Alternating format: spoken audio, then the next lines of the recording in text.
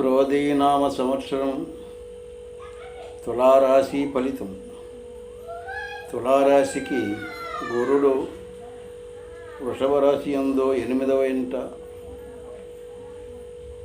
రాహు 6వ ఇంట, గురుడి స్థానంలో, శని 5వ స్థానంలో స్వక్షేత్రం కుంభరాశిలో, కేతువు 12వ స్థానం కన్యారాశిలో ఉన్నందున మిగతా గ్రహములు నెల రోజులు గోచారం ఉన్నందున, కొన్ని గ్రహములు వక్రస్థితిలో ఉన్నందున ఈ సంవత్సరం ప్రస్తుతానికి తులారాశికి సెప్టెంబర్ నెల కొంచెం గడ్డు కాలం.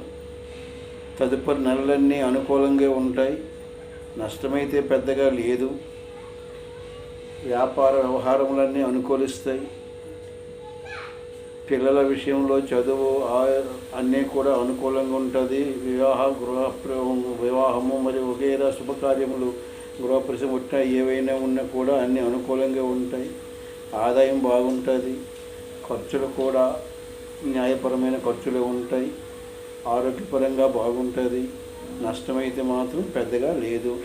తులారాశికి అన్ని విధములుగా ఈ సెప్టెంబర్ నెల గడ్డు కాలం కానీ మిగతా నెలలన్నీ అనుకూలంగా ఉన్నాయి. తులారాశి వారికి పెద్దగా ఇబ్బందులు అయితే మాత్రం లేదు.